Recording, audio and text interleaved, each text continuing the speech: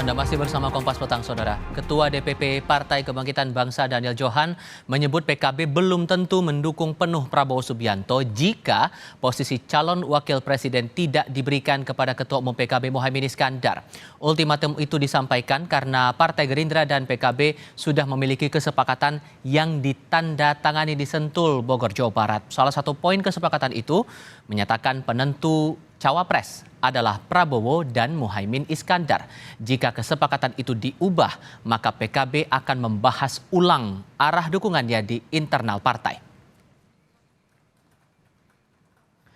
Usai bakal calon Presiden Prabowo Subianto mengumumkan nama Koalisi Indonesia Maju, PKB menyatakan pengumuman nama koalisi tidak melalui diskusi. Tak hanya itu, PKB kembali menyatakan koalisi masih dinamis.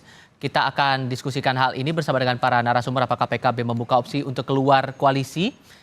Dan kita sudah bergabung dengan 3 narasumber saat ini bersama Wakil Sekjen PKB Saiful Huda, kemudian Ketua DPP Partai Amanat Nasional Saleh Partaunan Daulay, dan pengamat politik yang juga Direktur Parameter Politik Indonesia Adi Praitno. Selamat sore semuanya, apa kabar?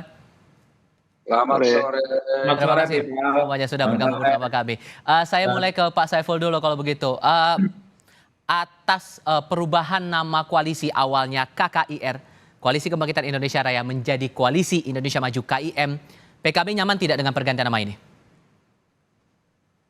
Ya, ada catatan aja sebenarnya, Mas. Apa itu? Catatan yang pertama, memang koalisi ini memang cukup mendadak ya diumumkan, dan sebagaimana sampaikan oleh Gus Imin, Gus Imin baru tahu di saat akan diumumkan oleh Pak Prabowo dalam acara HUT partainya Mas Saleh Daulay.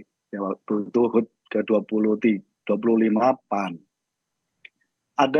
Menurut saya ada lompatan, karena biasanya kalau kita bikin sebuah koalisi baru misalnya, tentu harus ada ruang untuk duduk bersama, mendiskusikan, membahas berbagai hal, baik yang sifatnya substantif maupun yang sifatnya teknis. Nah, kelaziman ini memang tidak terjadi. Nah, jadi diumumkan dan belum ada semacam draft piagam kerjasama, hak dan tanggung jawab masing-masing partai yang tergabung kira-kira seperti apa gitu. Nah, PKB memang terbiasa dengan cara-cara yang kira-kira sesuai dengan prosedur organisasi. Sebagaimana dulu 1 tahun lebih kami membangun koalisi dengan Gerindra, tahapannya kira-kira duduk bareng, mendiskusikan substansi apa dan aturan mainnya seperti apa gitu. Jadi ini membantah pernyataan Pak Prabowo saat ulang tahun PAN bahwa itu sudah dibahas bersama-sama dengan Ketua Umum Partai Koalisi? Nah, saya nggak tahu persis, mungkin bisa ditanya langsung ke Pak Prabowo menyangkut soal itu. Tapi paling tidak, setidaknya ada 2 peristiwa yang saling berbeda pada hari yang sama waktu itu.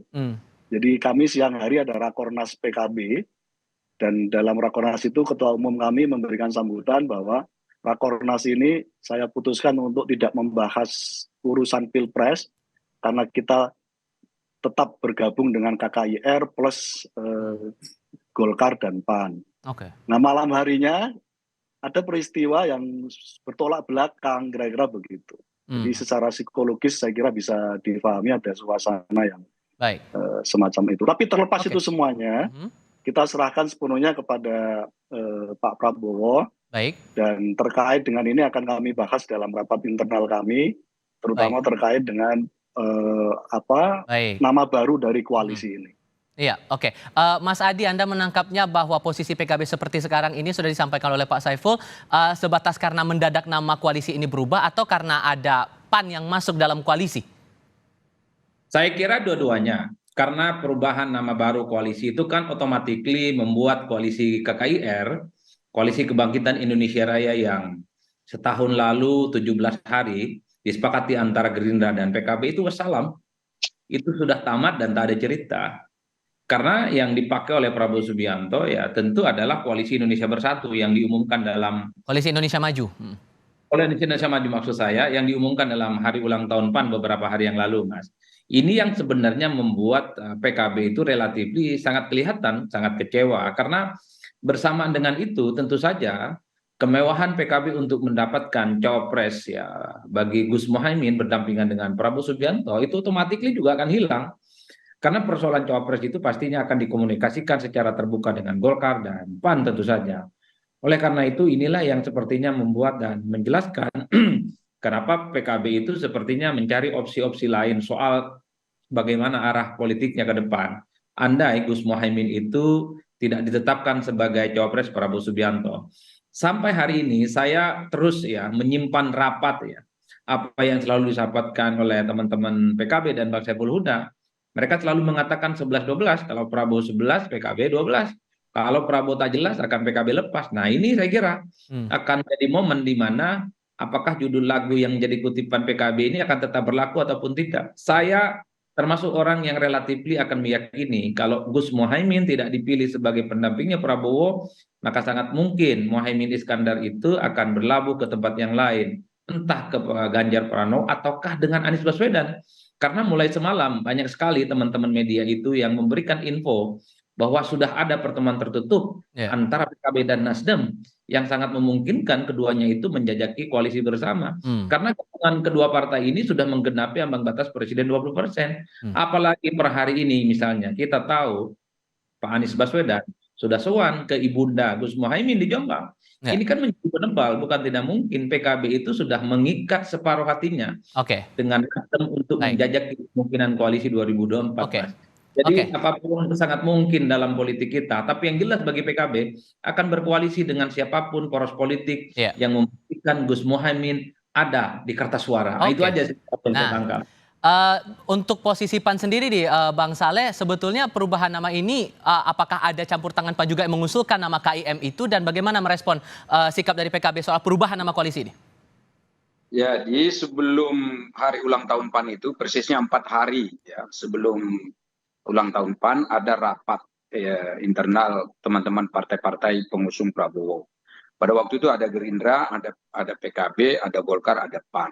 Bahkan ada sekjen-sekjen partainya hadir. Kalau tidak salah waktu itu hanya Golkar yang sekjennya nggak hadir, tapi dihadiri oleh Pak Dito ya, Menteri Pemuda dan Olahraga. Dan saya kira itu pertemuan sangat representatif. Salah satu poin daripada pertemuan itu memang adalah bagaimana kita mengusulkan nama untuk koalisi ini. Karena kan sudah bergabung nih 4 partai. Jadi karena itu kita meminta untuk memberi nama baru. Nah, tetapi pada waktu itu semua yang hadir tidak dalam kapasitas untuk mengusulkan nama pada waktu itu. Lalu kita serahkan soal urusan nama koalisi itu kepada ketua-ketua umum partai. Dalam hal ini tentu ketua umum 4 partai politik yang berada dalam satu koalisi ini. Lalu tentu dari hasil itu kita juga meminta kepada semua yang hadir untuk menyampaikan kepada ketua umum masing-masing. Nah, ada waktu itu 4 hari ya sebelum pengumuman itu. Nah, asumsi kami adalah bahwa semua teman-teman menyampaikan itu kepada ketua umum termasuk kami. Kami yang hadir tentu langsung melaporkan hal ini kepada ketua umum Partai Amanat Nasional. Nah, lalu dari situ mungkin ada pembicaraan baik langsung maupun tidak langsung. Nah, kemudian pada hari ulang tahun PAN itu kita mendengar sudah ada pembicaraan antara masing-masing ketua umum dan menyetujui nama dari koalisi adalah Koalisi Indonesia Maju. Nah, termasuk PKB. Dalam konteks inilah yang kita tafsirkan bahwa ini memang sudah disepakati oleh semua yang ada termasuk ketua-ketua umum partai dan memang disampaikan ini ketua-ketua umum partai yang menyampaikan bukan orang-orang yang katakanlah di baris level kedua misalnya, tapi memang langsung ketua-ketua umum partai gitu. Oke, ada persetujuan juga dari PKB kata Pak Saleh. Pak Saiful gimana tuh? Enggak, memang Gus Ipin baru tahu di saat acara sebelum Pak Prabowo naik di panggung.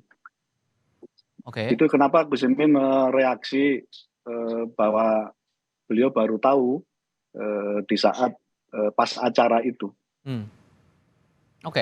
Dan terakhir saya pahami bahwa untuk perubahan nama itu kata Pak Muhaimin akan dibawa ke internal partai. Jadi sejauh ini sikap internal partai gimana kemudian? Belum kita bahas, kita masih menunggu rapat internal DPP.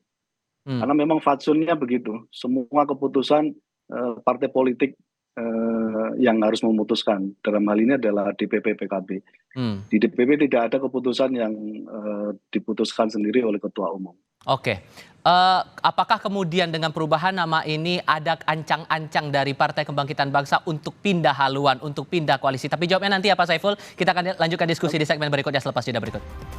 Dengan sikap PKB merespons perubahan nama koalisi yang awalnya Koalisi Kebangkitan Indonesia Raya menjadi Koalisi Indonesia Maju, Mas Adi, Anda melihat bahwa sudah ada ancang-ancang bahwa PKB akan beralih haluan, dan kalaupun sudah, kemungkinannya kemana ya? Ya, Mas Tipal, sebenarnya sejak semalam itu perdebatannya bukan lagi PKB akan hengkang atau tidak dari kubu koalisi Prabowo Subianto. Tapi memang informasinya di kalangan media, di kalangan aktivis, pekerja-kerja politik, itu sudah agak mulai maju. Bahwa sudah ada kesepakatan politik antara Nasdem dan PKB. Dan memang ini tidak diekspos ya ke publik ya, soal bagaimana keduanya ini sangat mungkin akan berkoalisi di 2024. Bahkan yang menurut saya infonya sangat tepat itu, bahwa akan segera diumumkan koalisi antara Nasdem dan PKB, koalisi antara Anies Baswedan dan Gus Muhaimin dalam hitungan beberapa hari ke depan. Dan Termasuk itu kunjungan Pak Anies Baswedan ke Jombang itu sudah menguatkan sinyal itu? itu bagian dari salah satu tanda alam saja sebenarnya. Tapi kalau per hari ini sekalipun perdebatan-perdebatan di kalangan media itu memang setengah percaya ataupun separuhnya juga percaya terkait dengan informasi yang begitu cepat soal kemungkinan Anies Baswedan dan Cak Muhaimin itu akan bergandengan berkoalisi di 2024. Jadi bagi saya perdebatannya bukan lagi 11-12, tapi kapan kira-kira ya Anies Baswedan dan Gus Muhaimin akan segera diumumkan oleh Nasdem dan PKB sebagai pasangan calon di 2024. Nah, ini yang kita tunggu sebenarnya ke depan. Oke. Kalau masih bicara tentang apakah PKB 11-12, apakah akan hengkang ke poros mana, saya kira itu perdebatan 2 bulan yang lalu. Nah, ke depan Oke. kita tinggal tunggu kapan ini Gus Saiful untuk mengumumkan duet antara Anies Baswedan dan Gus Muhaimin. Udah itu aja jalan ceritanya. Oke, tapi yang senyum-senyum duluan tadi saya perhatikan tuh Bang Saleh nih. Meresponnya gimana tuh kemungkinannya bakal beralih haluan ke PKB ini ke Nasdem? Menguntungkan posisi PAN? Saya cuman senyum atas komentarnya Mas Adi. Mas Adi ini memang agak sedikit lebih maju lah dari kita dalam menafsirkan fenomena politik yang belakangan terjadi. Tetapi kami di Koalisi Indonesia Maju atau di 4 partai dan ditambah PBB ini merasa bahwa kita masih solid lah, insya Allah ya, karena memang niatnya baik. Niat kita sebetulnya bukan hanya sekedar mencari cawapres, tetapi memenangkan pilpres yang akan datang itu. Dari karena itu tentu masih ada cukup waktu untuk memikirkan secara komprehensif dan bersama-sama untuk bagaimana kita mencari pasangan capres dan cawapres yang paling otoritatif untuk memenangkan pertarungan itu. Nah, kalau misalnya ada tafsir-tafsir seperti itu, ya tentu kami di koalisi ini, terutama kami dari Partai Amanat Nasional, merasa bahwa Muhaimin Iskandar atau Caimin itu adalah orang yang sangat komitmen dengan apa yang sudah disepakati bersama. Dan karena itu kami merasa bahwa kebersamaan kami dengan PKB ini akan berlanjut, dan insya Allah perjuangan yang akan kami lakukan ini akan menghasilkan hasil yang terbaik, bukan hanya untuk seluruh anggota koalisi ini dari partai-partai yang ada. Tapi bukankah ini akan menguntungkan posisi Partai Amanat Nasional juga yang mengusung nama Pak Erick Thohir untuk maju sebagai bakal cawapres pasangannya Pak Prabowo? Jadi kalau kami di PAN itu tetap menghormati semua usulan cawapres yang ada. Jadi kalaupun misalnya kami mendorong Erick Thohir, bukan berarti kami tidak berbicara ataupun meminta pendapat dan argumen dari partai-partai lain. Kami juga menghormati, andai kata misalnya Partai Golkar mendorong misalnya Erlangga untuk berpasangan dengan Pak Prabowo. Dan tentu apalagi dengan Muhaimin Iskandar. Caimin ini kan orang yang sudah sangat mumpuni lah, orang sangat senior di politik ya. Dan karena itu tentu kita sangat menghormati itu. Namun demikian tentu karena masih ada waktu, kita masih cukup waktu untuk mencari yang terbaik dari semua yang ada ini. Mestinya dengan adanya cawapres-cawapres yang sangat banyak di kubu kita ini, itu sebetulnya keuntungan, bukan malah dipertentangkan. Keuntungannya apa? Keuntungannya adalah kita punya calon yang bisa kita pilih salah satunya untuk menangkan pertarungan itu. Tentu dengan analisis SWOT yang bagus, apa kelemahannya, Oke, apa keuntungannya, kelebihannya di mana, dan seterusnya. baik. Dibandingkan misalnya nanti kita mencoba merumuskan misalnya cawapres-cawapres lain yang belum Baik. tentu sesuai dengan agenda yang sudah kita tetapkan sebelumnya. Oke, ada prediksi dari Mas Adi nih, Pak Saiful. Kayaknya PKB bakal ngarah ke Nasdem. Beneran begitu? Ya, kita belum rapat DPP. Saya tidak ingin mendahului rapat DPP menyangkut soal keputusan baru dari Pak Prabowo untuk penggantian nama dari KKIR menjadi Koalisi Indonesia Maju. Kita tunggu saja. Semoga sehari 2 hari ini sudah ada keputusan menyangkut soal keberadaan PKB dengan koalisi baru yang kemarin diumumkan oleh Pak Prabowo. Tapi kemudian Pak Anies Baswedan datang ke Jombang bahkan bertemu dengan ibunya Pak Muhaimin Iskandar, itu bukankah sebuah pertanda bahwa ya arahnya PKB bakal bergabung dengan koalisi perubahan? Tanya Mas Anies, karena benar-benar kita nggak tahu itu agendanya Mas Anies. Dan tadi seperti saya sampaikan, saya kontak sama Gus Salam. Kebetulan Gus saya kebetulan alumni Denanyar. Saya tanya, Gus, jadi kapan tuh Mas Anies ada agenda ke sana? Disampaikan sama Gus Salam sudah 2 minggu yang lalu. Ya gitu. Jadi, Oke. Kalau menurut Anda Mas Adi, mungkinkah Anies Baswedan bakal dipasangkan dengan nama Muhaimin Iskandar? Ya sangat mungkin Mas, saya termasuk yang 100% harus yakin kok ini bisa akan landing barang untuk duet di 2024. Karena satu-satunya yang paling mungkin bisa menerima Gus Muhaimin dengan portofolio politiknya saat ini, dan bagi saya ini ketemu jodohnya ya Nasdem dan Anies Baswedan, maka tinggal menunggu waktu kapan akan segera diumumkan. Kan kita tahu sejak awal bahwa Nasdem itu menginginkan cawapres dari kalangan Nahdliyin, bahwa Viva kelihatan relatif menolak misalnya. Ya ini relatif menolak. Sebenarnya keduanya mau sih, cuman karena partai koalisinya aja yang nolak. Demokrat khususnya. Nah, kalau Gus Muhaimin dengan PKB datang, sulit bagi Demokrat untuk nolak ini.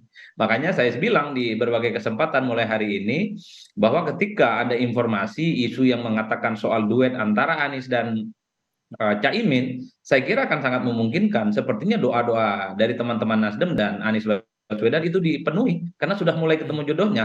Bahwa cawapres yang mereka cari itu adalah dari kalangan Nahdliyin. Ya, gajah itu ada di depan mata, bukan sibuk mencari jarum yang ada di lubang jami yang selama ini tidak pernah ditemukan gitu loh Mas. Oke. Oleh karena itu saya cukup yakin lah dengan soal kemungkinan itu. Tapi kalau kita bicara tentang nuansa politik yang lain, sebelum ada janur kuning melengkung, sebelum ada pendaftaran resmi ke KPU, maka apapun masih sangat mungkin bisa terjadi. Pak Cuman Saiful, saya tetap satu hal, kalau PKB itu hanya ingin bahwa Gus Muhaimin di 2024 ada foto, ada namanya di kertas suara Pilpres. Udah itu aja jalur ceritanya. baik. Hakul yakin kalau menurut Mas Adi pasangannya Pak Anies ini adalah Caimin. Gimana tuh Pak Saiful? ya prediksi itu saya kira bisa kita pahami, Mas Adi, prediksi-prediksi yang disampaikan oleh Mas Adi. Jadi kita lihat saja, karena kami belum melakukan rapat DPP menyangkut soal keputusan ini. Jadi per hari ini kita mauquf, jadi berhenti sebentar untuk bergerak. Jadi mauqufnya tetap dalam koalisi yang sekarang PKB masih berada. Oke. Dan bagaimana nanti status berikutnya kita lihat hasil rapat DPP. Tapi nggak mungkin bakal ke koalisi PDI Perjuangan, karena terakhir yang dicermati oleh wartawan, terakhir kali Ketua DPP PDIP Said Abdullah bilang insya Allah Caimin tidak pernah kecewa dengan PDIP. Gus Muhaimin bersama PDIP kan pasti happy. Ngeresponnya gimana tuh Pak Saiful? Proposal kami tunggal, di manapun koalisinya, Gus Imin masuk dalam kertas suara Pilpres 2024. Oke. Sejauh ini PAN bagaimana memastikan koalisi ini betul-betul solid begitu? Karena PAN kan bagian baru dari koalisi ini begitu. Sejauh mana kemudian juga memperjuangkan nama ET di dalam koalisi ini?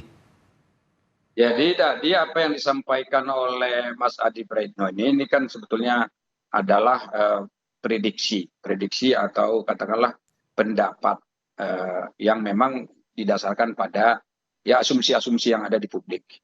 Nah, tetapi tentu ini menurut saya itu sama dengan pengamat sepak bola juga.